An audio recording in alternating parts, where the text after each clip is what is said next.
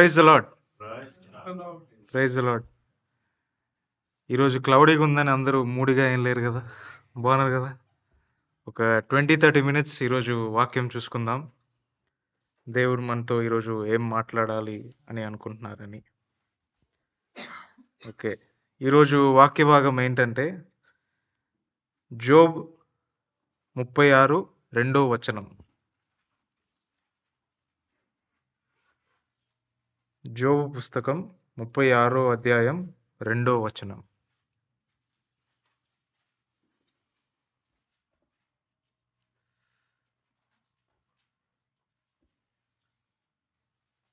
కొంతసేపు ఓర్చుకొనుము,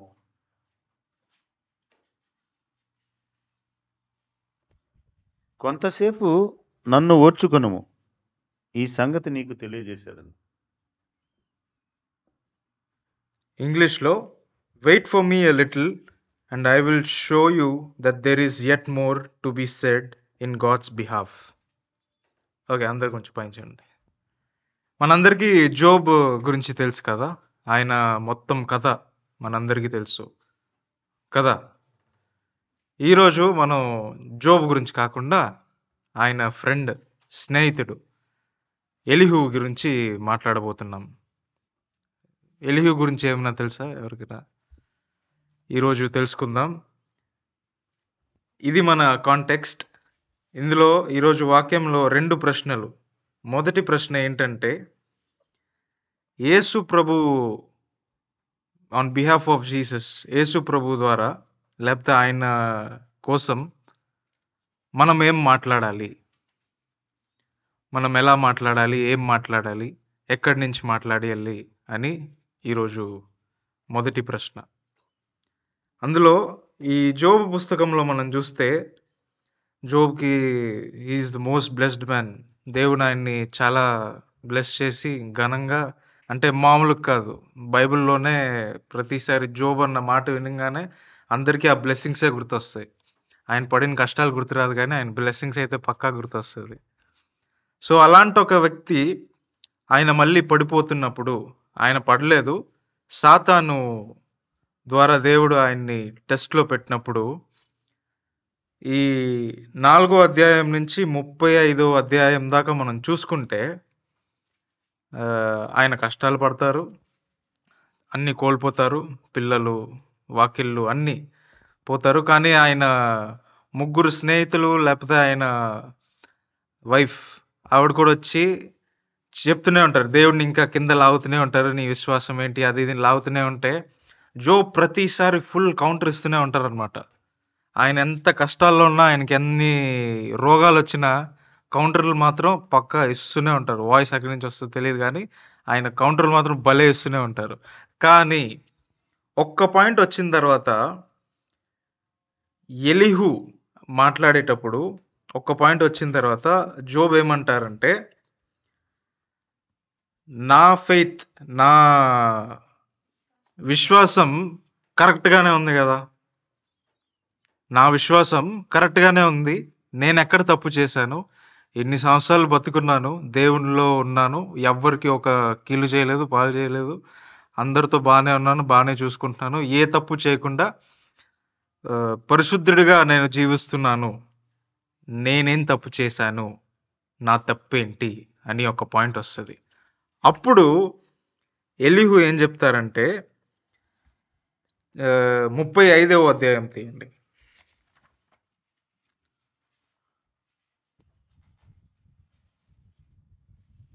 35లో 1-2 వచనాలు చదవండి. మరియు ఏలీహు ఇలాగు ప్రత్యుత్తరమిచ్చెను, నేను పాపం చేసిన ఎడల నాకు కలిగిన లాభము కన్నా నా నీతి వలన నాకు కలిగిన లాభమేమి, అది నీకు ప్రయోజనమేమి అని నీవు చెప్పుచున్నావే, ఇదే న్యాయమని నీకు తోచినదా? ఇప్పుడు మనం మన జీవితంలో లేకపోతే కొంతమందిని కలిసి ఉంటాం, లేకపోతే ఆ మనిషి మనమే అయి ఉంటాం. ఏంటంటే, నేను పాపం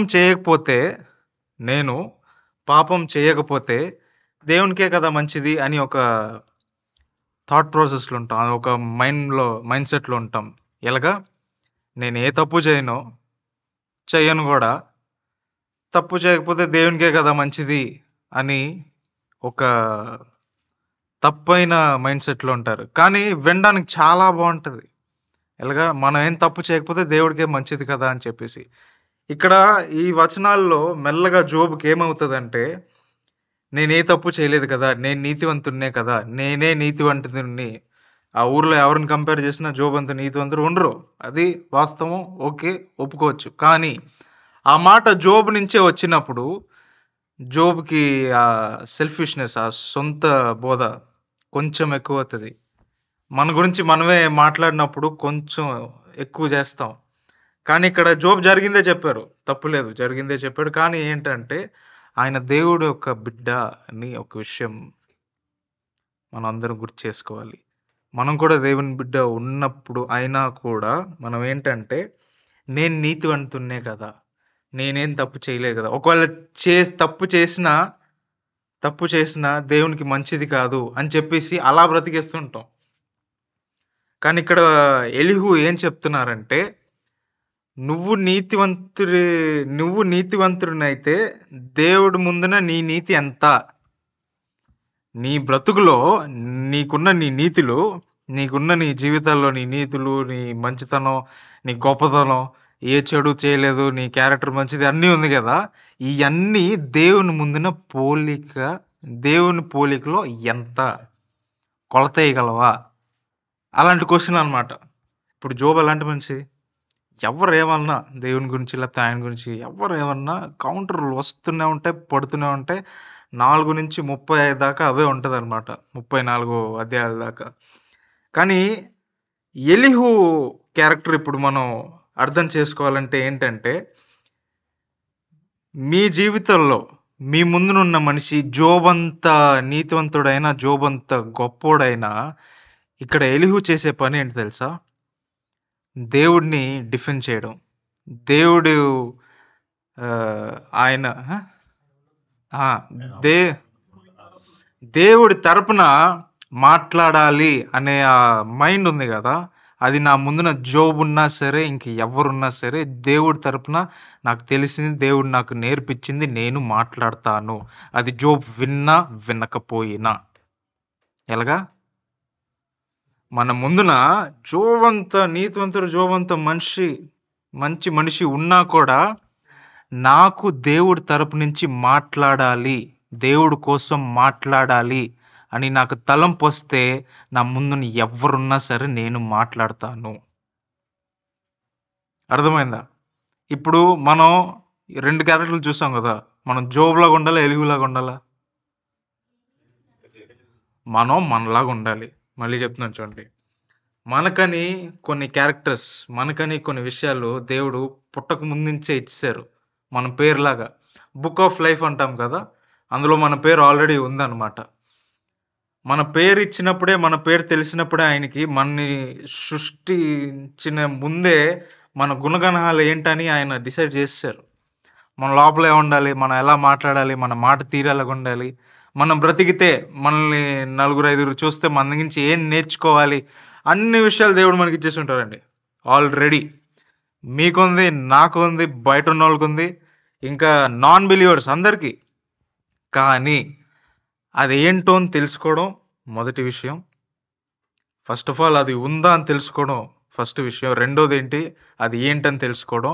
మూడోదేంటంటే నా పక్కనున్న వాళ్ళకి అది పంచడం ఎలా? నా వల్ల దేవుడి తరపు నుంచి నేను ఏం చేయగలను అని ఒక పాయింట్ ప్రతి విశ్వాసుడికి రావాలి. అది రాలేదనుకోండి మీరు విశ్వాసులే కాదు. ఎలాగా? రాలేదంటే విశ్వాసులే కాదు. ఇప్పుడు మళ్ళీ ఇక్కడికొస్తే ఈ పాయింట్. మనం ఏం తప్పు చేయకపోతే మనం ఏమైనా గొప్ప? లేకపోతే దేవుడికైనా ప్రాఫిటా? చెప్పండి. మనము ఏ తప్పు చేయకుండా నీతివంతులుగా, జ్ఞానవంతులుగా ఉంటే దేవుడికి ఏమన్నా మేలా? మనం ఏమైనా ఫేవర్ చేస్తున్నామా? దేవునికి మనం ఏమైనా ఫేవర్ చేస్తున్నామా? కాదు. మనం ఏ ఫేవర్ చేయట్లే. కానీ చాలామంది ఇంక్లూడింగ్ జోబ్ ఈ పార్ట్‌లో జోబ్ కూడా తనకి తెలియకుండానే ఆ కార్నల్ మైండ్, సొంత విశ్వాసం అంటారు కదా, అంతే. దేవునిలో ఉన్న విశ్వాసం కాదు, సొంత విశ్వాసం. జోబ్ అక్కడ ఆయన మీద ఆయనకి విశ్వాసం ఉంది. ఏంటి? నేనేం తప్పు చేయలేదు, నా వల్ల ఇతరులకి ఏం జరగలేదు, నా వల్ల ఇంకా చాలా మేలులే జరిగిందని తన పైన తనకి ఆ సొంత విశ్వ సెల్ఫ్ రైచియస్నెస్, ఆ సొంత ఇది వచ్చిందనమాట. సునీది, సొంత సునీది. అప్పుడు దేవుడు ఎలుహు అనే ఒక క్యారెక్టర్ని జోబ్ ముందుని పంపిస్తున్నారు అనమాట. ఎలిహు అనే ఒక క్యారెక్టర్ని జోబ్ ముందుని పంపిస్తున్నారు. అప్పుడు అక్కడ ఎలిహు వచ్చి, నా ముందున జోబ్ ఉన్నారు, నా ముందున ఎంత పెద్ద నీతివంతుడు ఉన్నాడు, నా ముందున ఈయనున్నారు ఆయన ఉన్నారని ఏం చూడకుండా దేవుడి తరపున నేనేం మాట్లాడాలి, ఏం మాట్లాడగలను, నాకేం చెప్పారు, నాకేం చూపించారు, నా లైఫ్ ఫుల్గా నా ఎక్స్పీరియన్స్లు అది ఇది ఏం చూడకుండా దేవుడి తరపున నేనేం మాట్లాడాలి అని ఒక క్వశ్చన్తో ముందునే నించున్నారు. జోబ్ని ఓ ప్రశ్న వేశారు. నీ నీతి దేవుడి నీతి ముందున గొప్పదా అని. అర్థమైందా పాయింట్ ఏంటో కదా? మన ముందున చాలా మంది వస్తూ ఉంటారండి. మన రిలేటివ్స్ అయి ఉండొచ్చు, మన ఆఫీస్లో హయ్యర్ క్యాడర్ మేనేజర్స్, సిఇఓస్ అయి ఉండొచ్చు, మన ఊర్లో ఉండే పెద్ద పెద్ద పెద్దరాయుడులు ఉండొచ్చు. కానీ దేవుడి తరపు నుంచి మాట్లాడాలి అని ఒక సిచ్యువేషన్ వస్తే మాట్లాడాలి, నోరు విప్పాలి. దేవుడి తరపు నుంచి మాట్లాడడానికి దేవుడు మీకు ఆ ఛాన్స్ ఇస్తున్నారంటేనే మీరు ధన్యులు కదా. ఇస్తున్నారంటేనే ధన్యులు. దానికి కావాల్సింది ధైర్యం, దానికి కావాల్సిన జ్ఞానం అవన్నీ ఇస్తారు. అది ఎప్పుడు అంటే మీరు నిజంగానే నేను దేవుడి తరపు నుంచి ఏదో ఒకటి చేయాలి, దేవుడి కోసం ఏదో ఒకటి ఉత్తి పాటలు పాడేయడం లేకపోతే ఇక్కడి నుంచి వాక్యం చెప్పడంతో కాదండి. We have to get in to the real world. ఈ నిజమైన లోకం లోపల దూరాలి, వెళ్ళాలి కాదు, దూరాలి. వెళ్ళడం అంటే ఎవడైనా వెళ్ళిపోతాడండి, దూరడం అంటే వేరే. You have to go with the faith and confidence in Christ. దేవుడు మీకిచ్చిన విశ్వాసంతో, మీకిచ్చిన ధైర్యంతో దూరిపోవాలి. నా ముందున ఎవరుంటే ఏంటి, ఆడు ఎవడైతే నాకేంటి. దేవుడు తరఫు నుంచి మాట్లాడాలి అనే ఒక సిచ్యువేషన్ వస్తే ఫస్ట్ నించొని మాట్లాడాలి, తర్వాత దేవుడు చూసుకుంటారు. తర్వాత చెప్పండి, తర్వాత అది వి అటెంటివ్, మాట్లాడండి. ఓకే, ఇప్పుడు ఒక క్రైస్తవుడు ఇంకోళ్ళకి వెలుగుగా ఎలాగుండాలి అంటే ఒక చిన్న ఎగ్జాంపుల్ చెప్తా. ఒక ఊరుంది, ఆ ఊరు వచ్చి లోయల మధ్యలో, కొండల లోయల్లో ఉంది. ఆ లోయల కింద ఎండలో ఒక చిన్న ఇల్లు ఉందన్నమాట. ఆ ఇంటి లోపల మనిషి ఉన్నాడు. ఓకే, డబ్బు లేదు, మంచి ఆరోగ్యం లేదు, రోగం. పాయింట్ ఏంటంటే ఆడు విశ్వాసే, ఆ మనిషి కూడా దేవుని బిడ్డే, విశ్వాసియే. అప్పుడు అలాంటి పాయింట్లో ఆ విశ్వాసి ఇంకా ఆ లోయలో, ఆ చిన్న ఇంట్లో కింద మూలలో ఉండే ఆ ఇంటి లోపల, బెడ్ లోపల కింద దూరిపోకుండా, ఆ బెడ్ లోపల కింద దూరిపోకుండా అక్కడ ఉన్నా కానీ, పాట పాడదాం కదా, కొండలలో లోయలలో పాడారు కదా ఇందాక.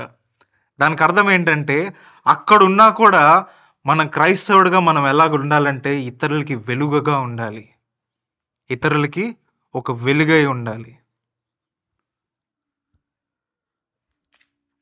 అట్ ద సేమ్ టైం మనకు అన్నీ ఇచ్చి, మనకి ఏ రోగాలు లేదు, ఇంట్లో ఏం ప్రాబ్లం లేదు, అన్నీ బాగానే ఉంది, బ్యాంక్ బ్యాలెన్స్ ఉంది, వెళ్ళడానికి 2 బండ్లు ఉన్నాయి, అన్నీ ఉన్నా కూడా దేవుని గురించి, దేవుని మాట్లాడటానికి మీకు ఆ కొంచెమైన నర్వస్, కొంచెమైన ఆ సిగ్గు, కొంచెమైన భయం ఉంటే మీ వల్ల చర్చ్కి లేకపోతే దేవుని రాజ్యంలో అసలు ఏం పని లేదు. మీ వల్ల దేవునికి ఏ ఉపయోగం లేదు. Useless in Christ. ఎలాగా? యూస్లెస్ ఇన్ క్రైస్ట్, ఏ ఉపయోగం లేని ఒక మనిషి అని మీకు మీరే ఒక ఐడెంటిటీ వేసేసుకోవచ్చు. చాలామంది ఒప్పుకోమండి సీరియస్గా. ఒక ఫ్యామిలీని తీసుకుందాం, ఫ్యామిలీ హెడ్ ఉన్నారు, తండ్రి. ఓకే, కష్టాల్లో ఉన్నారు, అలా మెల్లమెల్లగా పెరిగి దేవుళ్ళలోకి వచ్చారు. దేవుళ్ళలో మారిన తర్వాత గాడ్ స్టార్టెడ్ బ్లెస్సింగ్. దేవుడు వాళ్ళకి అన్నీ కొంచెం అలా ఇస్తూ ఇస్తూ ఇస్తూ ఒక లెవెల్ దాకా తీసుకొచ్చారండి. ఏ ఏ లెవెల్ అంటే ఈ కుటుంబం వల్ల ఇంకో ఇతర కుటుంబాలు సహాయం దాకా చేసేదాకా ఆ కుటుంబం వచ్చింది. అప్పుడు కూడా దేవుడు వాళ్ళకి కొన్ని సిచ్యువేషన్స్ ఇస్తున్నారు. నా గురించి చెప్పు, వాళ్ళకి నా గురించి తెలియాలి, వాళ్ళు నా గురించి వినాలి, నీ నోటి నుంచే వెళ్ళాలి అని చెప్పినప్పుడు ఆ మనిషి ఒకవేళ నోరు ఇప్పకపోతే, దేవుని గురించి మాట్లాడడానికి సిగ్గేస్తే, భయం వేస్తే, ఆయన వల్ల దేవుడి రాజ్యంలో ఏ ఉపయోగం లేదు. 1% ఉపయోగం కూడా లేదు. ఎలాగా? 1% ఉపయోగం కూడా లేదు. అలాంటోళ్ళు ఏమనొచ్చు తెలుసా? సెల్ఫిష్. దేవుడిని వాడుకొని దేవుని ఫెయిత్, దేవుడిని ఇచ్చే బ్లెస్సింగ్స్ వాళ్ళ అవసరం కోసం వాళ్ళు చూసుకొని వదిలేస్తూ ఉంటారు. మనుషులు వదిలేసినట్టే దేవుడిని వదిలేస్తారు. కానీ ఈ విషయం దేవుడికి తెలియదు అనుకుంటున్నారు. ఆయనకు అన్నీ తెలుసు. కానీ ఇక్కడ మన పాయింట్ అంటే ఆ మనిషిలాగా మనం ఉండకూడదు అనమాట. ఎందుకంటే అలాంటి జీవితం బ్రతకడం కంటే చచ్చిపోవడం మేలు. లేకపోతే క్రైస్తవుడిగా మారకుండా ఉండొచ్చు. క్లియర్? అర్థమైందా? ఓకే. ఇప్పుడు మనం ఒక క్రైస్తవుడిగా ఉన్నాం. నాకు పాటలు పాడడం రాదు. నాకు పుల్పిట్ నుంచి ఎలా మాట్లాడాలో తెలీదు. వాక్యం ఎలా చెప్పాలో తెలీదు. సరిగ్గా తెలుగు కూడా మాట్లాడడం రాదు, చదవడం రాదు. అలాంటి పరిస్థితుల్లో మీరు ఎవరైనా ఉంటే అందులో 50% నేనే అండి. ఓకే. అలాంటి పరిస్థితుల్లో మీరు ఎవరైనా ఉంటే మనం ఒక ఎగ్జాంపుల్ని గుర్తు చేసుకోవాలి. సమరిటన్ తెలుగు సమరియ స్త్రీ వెల్ పక్కన బావి పక్క నుంచి వెళ్తున్నప్పుడు అప్పుడు యేసుక్రీస్తు మొత్తం వాక్యం చెప్తారు. మొత్తం స్త్రీ దగ్గర అన్ని మాట్లాడతారు, అన్ని చేస్తారు. అప్పుడు ఆ స్త్రీ ఏం చేస్తుంది? అదే ఎలాగా ఊరికెళ్ళి వాళ్ళని తెచ్చి దేవుని దగ్గర నించోబెట్టి కూర్చోబెట్టి ఆయన నిజమైన దేవుడు, ఆయన మాట్లాడతారు, మెస్సయ్య ఆయన మాట్లాడతారు, మీరేనండి అని. ఇక్కడ యేసుప్రభు ఉన్నారు, ఆ వ్యక్తులు ఉన్నారు. మనం ఎలా ఉండొచ్చు అంటే ఒకవేళ మీ వల్ల ఏం చేయలేకపోతున్నారు, మనం చాలా మంది అలా అనుకుని ఉంటాం కదా, దేవుడి కోసం నేను ఏం చేస్తున్నాను, ఏం చెయ్యాలి, దేవుడా చూపించండి అని. ఒకవేళ అలాంటి ఒక తపన పడుతూ చెయ్యాలి అని ఒక జీల్తో మీరు అందరు ఉన్నారనుకోండి, ఈ సమరీ స్త్రీ చేశారు కదా, ఏంటి సువార్తని ఆవిడికి కొంచెం జ్ఞానం, కొంచెం బాగా మాటలు వచ్చి ఉంటే యేసుప్రభు ఏం చెప్పారో అది అలా గుర్తుపెట్టుకొని వెళ్ళి జనాలకి చెప్పుండొచ్చు, వెళ్ళి జనాలకి చెప్పుండొచ్చు. కానీ తన వల్ల అది కాదు. ఆ విషయం తనకి తెలుసు. తన వల్ల అది కాదు, ఆ విషయం తనకు కూడా తెలుసు. కానీ తను ఏం చేసింది? జనాలు తెచ్చింది. అర్థమైందా? మంచి ఎగ్జాంపుల్ ఇది. ఒకళ్ళు చెప్పింది మనం మళ్ళీ, దేవుని చెప్పింది మనం ఇంకోళ్ళకి వెళ్ళి చెప్పలేకపోతే ఎవరైతే వినాలో వాళ్ళనే చెప్పే వాళ్ళ దగ్గర తీసుకొచ్చేస్తే పని అయిపోయింది కదా. ఇక్కడ ఏంటంటే ఆవిడ చేసిందే చేయాలని చెప్పట్లేదు. There is always something to do in the kingdom of Christ. దేవుని రాజ్యంలో ఎప్పుడు ఎల్లప్పుడూ ఏదో ఒకటి ఉంటూనే ఉంటది ఒక క్రైస్తవుడికి చేయడానికి. మనం చేయడానికి మనకు ఆ ఇంట్రెస్ట్ ఉండాలి, మనకు ఆ ధైర్యం ఉండాలి, కొంచెం బుర్ర ఉంటే చాలు. ఎంత? వీళ్ళని తీసుకొచ్చి ఇక్కడ ఇచ్చేద్దాం, వింటారు, ఆ చిన్న ఇంత జ్ఞానం ఉంది కదా, అదే చాలు దేవుని రాజ్యంలో. తెగ సామెతలన్నీ కళ్ళు మూసుకొని చదవగలను నేను, 5 పాటలు బ్రీతింగ్ వదలకుండా పాడగలను నేను, వాక్యం 2 గంటలు అస్సలు నీళ్ళు తాగకుండా మాట్లాడగలను నేను. అలాంటివేం అక్కర్లేదు.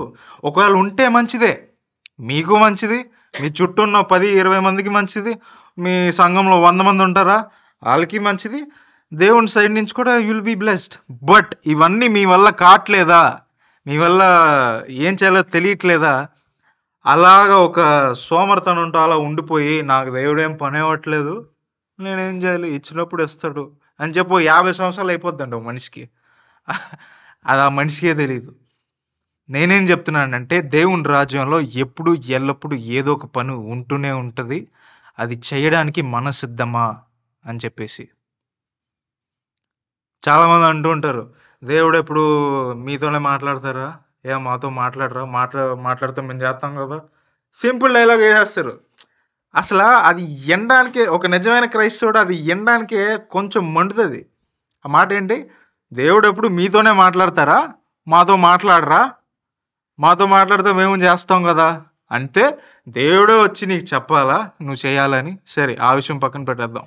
మీకు ఇంకోటి ఏం చెప్పాలనుకుంటున్నానంటే, ప్రతి క్రైస్తవుడి దగ్గర ప్రతి నిమిషం, ప్రతి సెకండ్, ప్రతిరోజు దేవుడు మాట్లాడుతూనే ఉంటారు తెలుసా? దేవుడు ప్రతిరోజు, ప్రతి క్షణం క్రైస్తవుడి దగ్గర, లేకపోతే ఈ లోకపరుస్తూ ఉన్న మనుషుల దగ్గర కూడా మాట్లాడుతూనే ఉంటారు. వినే స్థితిలో మనం ఉన్నామా? వినే స్థితిలో చెప్పండి, వినే స్థితిలో ఉన్నావా? ఈ ప్రశ్న మనం అందరం వేసుకోవాలి. చాలా మంది తగులుతారండి ఇలాగే, మీతోనే మాట్లాడతారు, మాతో మాట్లాడరా అని. అప్పుడు మీరేం చెప్పాలి తెలుసా? వినే స్థితిలో నేనున్నా, ఆయన మాట్లాడి వినలేని స్థితిలో నువ్వున్నావు, అందుకే నా ద్వారా మాట్లాడుతున్నారు. ఇది కూడా నువ్వు వినలేదనుకో, ఇంకా దేవుడు మాటలతో మాట్లాడు అని చెప్పేసి అలా వదిలేయడమే. బట్ ఇక్కడ పాయింట్ ఏంటంటే, మనం ప్రతిసారి వినే సైడ్లోనే ఉండాలి. ఏ సిచ్యువేషన్ వచ్చినా, ఏ ఆపద వచ్చినా మనం అందరం ఎప్పుడు వినే సైడ్లోనే మనం ఉండాలి. కానీ ఇతరులు ఓకే, కొన్నిసార్లు వినే సైడ్లో లేవు, ఇంకోళ్ళు వచ్చి చెప్తున్నారు, చెప్పినా కూడా ఓకే, దేవుడు నాతో ఆయన ద్వారా నాతో మాట్లాడుతున్నారు అని తీసుకొని అలా ఉట్టిగా నమ్మేయాలని నేను చెప్పట్లేదు. దేవుడా, నిజంగా మీరు నాతో ఆయన ద్వారా మాట్లాడారా అని ఒక కన్ఫర్మేషన్ వాక్యం చదివితే మనకు క్లారిటీ వచ్చేస్తుంది. అప్పుడైనా దేవుడు నిజంగా మీతో మాట్లాడతారు. ఏంటి, ఓకే, మావాడు తపన పడుతున్నాడు నేను మాట్లాడాలని, ఈసారి వాడికి వినిపిస్తా అని చెప్పేసి. బట్ ఇక్కడ ఏంటంటే, మనకి ప్రతిసారి ఆ హృదయం అయితే ఉండాలి. దేవుడు మాట్లాడినప్పుడు వినే స్థితిలో మనం ఉండాలి. ఆ వినే స్థితిలో ఉంటే ఇతరులకి వెలుగునిచ్చే క్యారెక్టర్ మనలో ఎప్పుడు ఎల్లప్పుడూ ఉండాలి. ఉంటేనే అప్పుడే దేవుడికి మేలు. మనం పాపం చేయకుండా ఇంట్లో అలా కూర్చొని ఎవరికి ఏ చెడు చేయకుండా, హాని చేయకుండా, రోజుకో 5 మందిని హెల్ప్ చేస్తాను, ఇద్దరు గుడ్డోళ్ళని క్రాస్ చేయిస్తాను, 10 నేను 10,000 ఇస్తున్నాను, అలాంటి ఎగ్జాంపుల్స్తో బతికేయడం కంటే దేవుడికి నిజంగా మేలు జరిగే విషయాలు ఏంటంటే, ఆయనలో ఉన్న వెలుగు మీలో ఉన్నప్పుడు ఇతర 20 మందికి, 30 మందికి ఆ వెలుగుని పంచడంలోనే దేవునికి నిజమైన మేలు జరుగుతాయి. ఆమేన్. ఓకేనా? ఇప్పుడు మనం యేసు ప్రభు సొత్తు కదా, ప్రాపర్టీ. We are Christ property. మనం ఏం చేయాలి?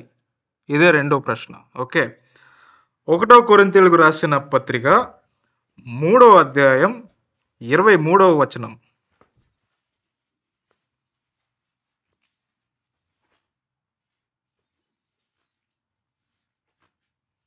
ఒకటో కొరింథీయులకు రాసిన పత్రిక 3వ అధ్యాయం 23వ వచనం.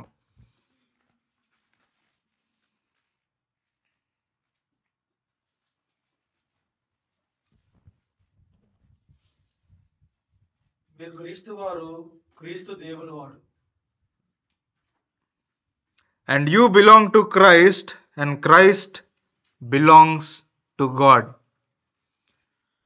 దేవుడు మనల్ని, యేసుక్రీస్తు కాదు, అబ్బా తండ్రి దేవుడు, ఆయన మనల్ని సృష్టించిన తర్వాత, అన్ని చేసిన తర్వాత మనల్ని యేసు ప్రభుకి ఒక డొనేషన్ లాగా ఇచ్చారనమాట.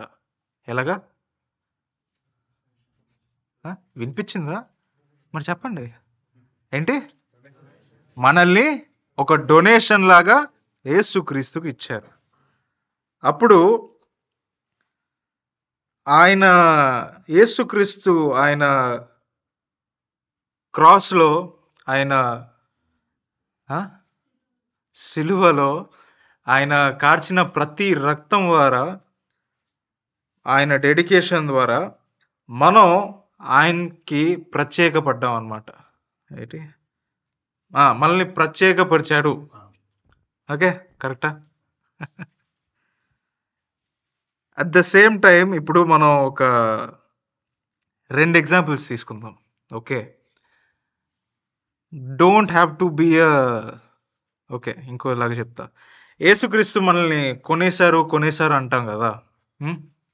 ఆయన సిలువలో కార్చిన ప్రతి రక్తంతో, ఆయన తగిలించుకున్న ప్రతి దెబ్బతో ఆయన మనల్ని కొనేసుకున్నారు. ఓకే. ఇది అలా మైండ్‌లో పెట్టుకోండి. ఓకే.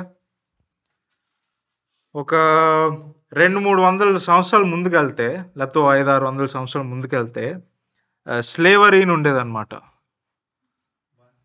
బానిసత్వం. బానిసత్వం అంటే ఏంటంటే చికెన్ మార్కెట్ ఉంది కదా బాబురావు గారు, మనం వెళ్తూ ఉంటాం ఫిష్ మార్కెట్. అలాగే జువెల్ ఫిష్ మార్కెట్ ఉంది కదా, అలాగే మనుషుల సంత అని ఉంటుంది. బానిసలకే ఓ సంత, ఓ మార్కెట్. అక్కడ ఏంటంటే 2 విధాలుగా ఉంటారు. ఒక మనిషి వల్ల వాళ్ళ కుటుంబాన్ని పోషించలేకపోతున్నాడు అనుకోండి, ఆ సంతలోకి వెళ్ళి నించుని పోతాడు. అదే లాగా ఆ మొత్తం కుటుంబం ఆ సంతలోకి వెళ్ళి నించుని పోవచ్చు అనమాట. ఓకే. సంతలోకి వెళ్ళి నించున్నప్పుడు ఓ ఏట ఉంటుంది, స్పేర్ ఉంటుంది కదా, ఆ ఏట కింద నించుని అక్కడ నించుంటారు అనమాట. బాగా డబ్బులు బాగా మంచి పెద్ద పెద్ద ఫ్యామిలీలు వస్తారు, చూస్తారు, కొనేసుకుంటారు. ఓకే. ఇంత ఇంత అని చెప్పేసి కొనేసి, ఇప్పుడు కొనేసిన తర్వాత ఆ బానిసలు ఉన్నారు కదా, వాళ్ళ పని ఏంటి?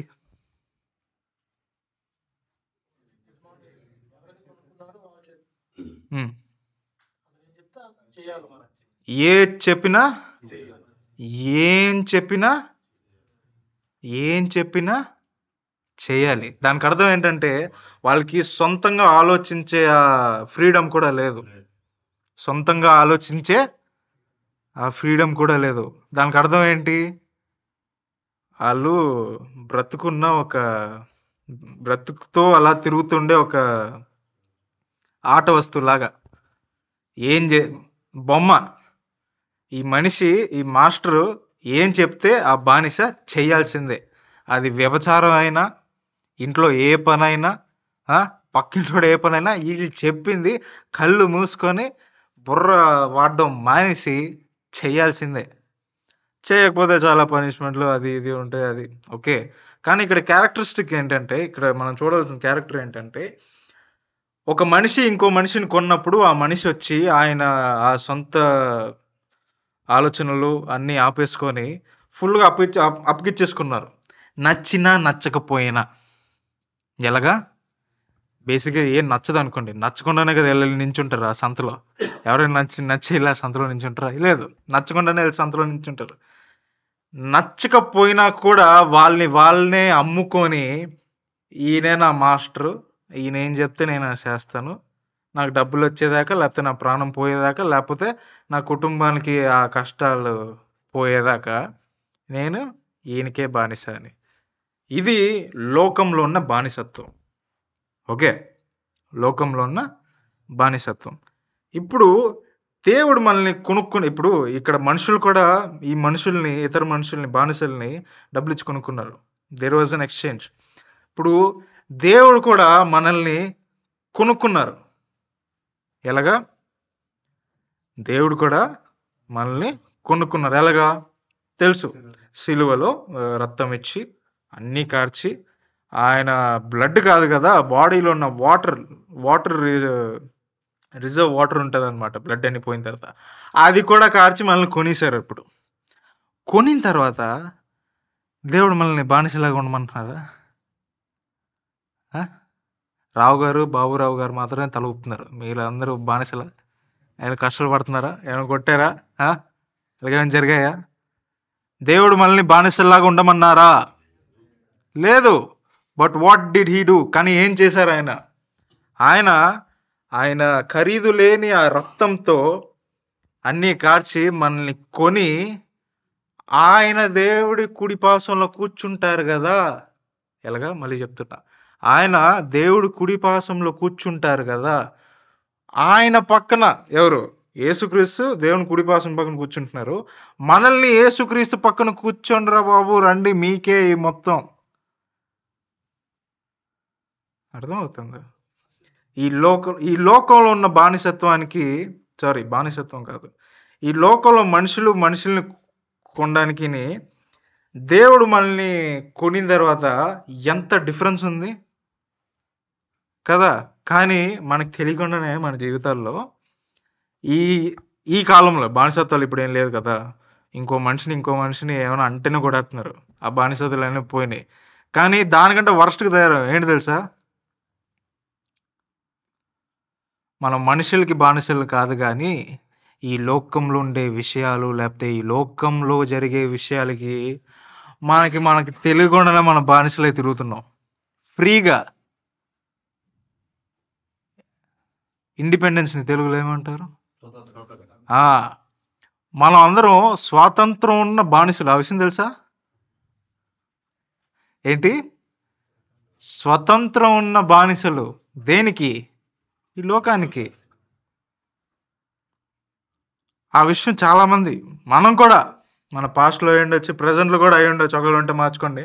ఆ?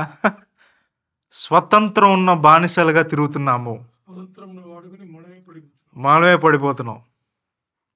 సో అలాంటున్నప్పుడు దేవుడు ఏమంటున్నారంటే, ఒక్కసారి నువ్వు నా లోపలికి వచ్చిన తర్వాత, నా రాజ్యంలోకి వచ్చిన తర్వాత, నిన్ను నేను బానిసలా చూడట్లేదు కానీ నువ్వు నా పక్కన ఉండాలి, నేను నీ పక్కనే నడాలి అన్న ఒక ప్రేమ గల హృదయంతో దేవుడు ఎప్పుడు వెయిట్ చేస్తూనే ఉన్నారు. కానీ మనం లేదు తండ్రి, మీరు ఆల్రెడీ సెలవులో చాలా కష్టపడ్డారు, ఇప్పుడు కూడా నేను మిమ్మల్ని కష్టపడాలనిపించట్లేదు, నేను ఈ లోకానికే బానిసగా అయిపోతా, స్వతంత్రంతో ఫ్రీడమ్గా హ్యాపీగా ఈ లోకానికే బానిసగా తిరుగుతాను అని చెప్పి మనకు తెలియకుండానే ఈ పోరాటం జరుగుతూనే ఉంటుంది. But what God is saying, and you belong to Christ and Christ belongs to God. మనం యేసుకి సొంతం, యేసు ప్రభు దేవుడైన ప్రభు అయిన ఆయనకి సొంతం. ఎంత పెద్ద ప్రామిస్ అండి అది, ఎంత పెద్ద ఫీలింగ్ అది. అంటే ఇప్పుడు దేవుడు నన్ను ఆయన పక్కన కూర్చోబెట్టుకుందాం అనుకుంటున్నారా? ఇప్పుడు ఇతరులు మన ఇండియాలోనే ఎన్ని దేవుళ్ళు ఉన్నారు, ఎంతమంది ఉన్నారు, అన్ని దేవుళ్ళు ఉన్నారు. ఓకే, వాళ్ళందరూ వాళ్ళకి తెలియకుండానే దేవునికి ఒక బానిసలా తిరుగుతూనే ఉంటారు. ఆ దేవుళ్ళకి వాళ్ళందరూ ఒక బానిసగానే తిరుగుతారు. ఈరోజు చికెన్ తినకూడదు, ఎల్లుండి మటన్ తినకూడదు, వారం తర్వాత గుండు గీసుకుంటాను, నేను అక్కడ వేలంగానే వెళ్తే 1 కిలోమీటర్ మోకాలు మీద నడాలి, అప్పుడే దేవుడికి నచ్చుతుంది, నా జుట్టుతో దేవుడికి ఆరాధన చేస్తాను. అందరు గుండు కూడా వేసుకుంటారు, అందరు మోకాల మీద నడిచేస్తారు. కానీ అక్కడ దేవుడు ఏం చెప్తారో ఎవరికి వినిపించదు. ఎందుకంటే ఐ టెల్ యూ వై.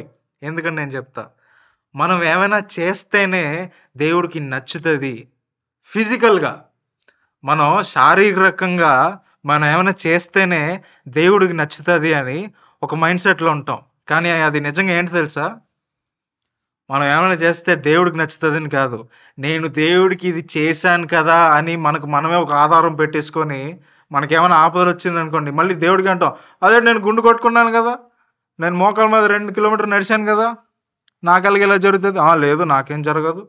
ఇతరులు వచ్చి ఎవరైనా చెప్పారు అనుకోండి, అరే ఇలా కాదు, కొంచెం వాక్యం అని చదవండి, ప్రేయర్ చేయండి, ఏ అక్కర్లేదు, మొన్నే గుండు కొట్టేసి వచ్చాను, వారం ముందే మోకాల మీద నడిచేసి వచ్చాను. అదేంటంటే మనమే ప్రూఫ్లు క్రియేట్ చేసుకొని సెల్ఫ్ సాటిస్ఫాక్షన్ తోటి దేవుడి దగ్గర కోర్టులో నించుంటాం కదా, ఇక్కడ బెంచ్ ఉంటుంది, అక్కడ బెంచ్ ఉంటుంది, దేవుడిని అక్కడ నించోబెట్టేస్తాం. అది ఎలా నువ్వు అలా చేస్తున్నావు? నేను నీకోసం అన్ని చేశాను. ఎలాగా? ఏం చేసి ఉంటాడు? గుండు కొట్టుంటాడు, నాన్ వెజ్ తినకుండా ఉంటాడు, మోకాల మీద నడుచుంటాడు, పాదాల కింద ఏం లేకుండా ఊరంతా తిరుగుంటాడు, 1 మంత్ ఫుల్ స్నానం చేసి ఉంటాడు.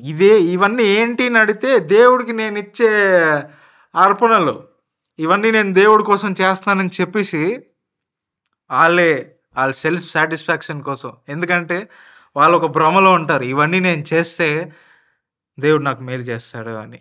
బట్ క్రైస్తవులకి డిఫరెన్స్ ఏంటంటే, దేవుడు ఆల్రెడీ మనకి అన్నీ చేశారండి. ఆయన మనకి అన్నీ చేశారు. మనం ఇంకేం చేయాలి తెలుసా?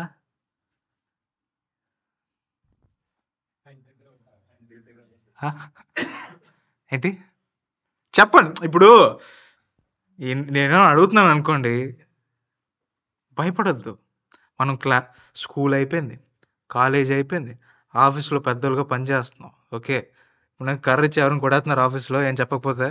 మీ ఫ్రీడమ్ ఉంది గదా! ఇప్పుడు ఎవరైనా ఏ ప్రశ్నైనా అడిగారనుకోండి, ఫస్ట్ ఒక థాట్ వస్తది గదా!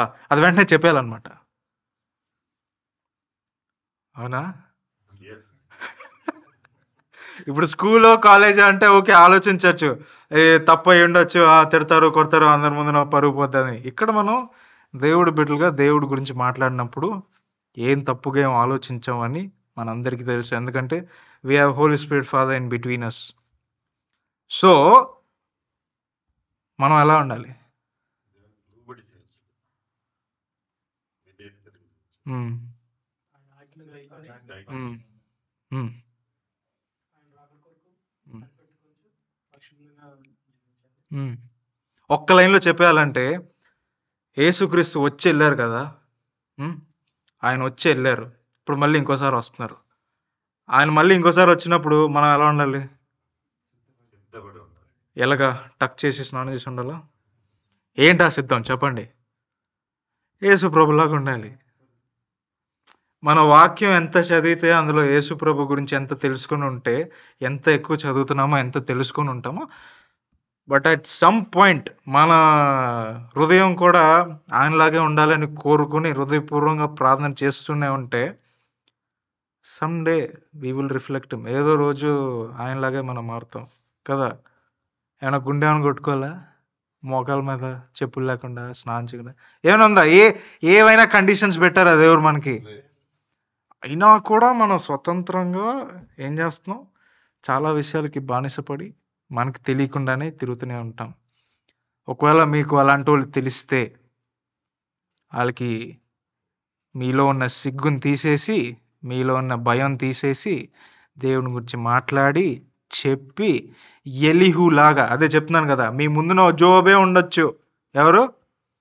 మీ ముందున జోబే ఉండొచ్చు. కానీ ఎలీహులాగా దమ్ముతో నా ముందున ఎవ్వరున్నా ఈ యేసు ప్రభు తరపున నేను మాట్లాడాలి, మాట్లాడతాను. అది ఎవ్వరైనా సరే. ఆయన గురించి మాట్లాడినప్పుడండి నాకు తెలీదు మీరందరూ మాట్లాడారా లేదా అని. నేను ఇప్పటిదాకా మాట్లాడాను. చెప్పుకున్నంత సార్లు మాట్లాడాను. నాలో నాకు తెలియనని ఒక ఆనందం, ఒక ఖుషి, ఆ! ఒక కాన్ఫిడెన్స్. దేవుని గురించి మాట్లాడాను. దేవుని గురించి పాపిలాంటి నేను మాట్లాడాను. అది ఇంకో పాపి వింటున్నాడు. అర్థమైందా? ఇక్కడ నేను పాపి అని జడ్జ్ చేయట్లేదు. పాపినైనా సరే నాకు ఆ అర్హత ఇచ్చారు చూడండి. దానికి జీవితాంతం నేను రుణపడి ఉండాలి.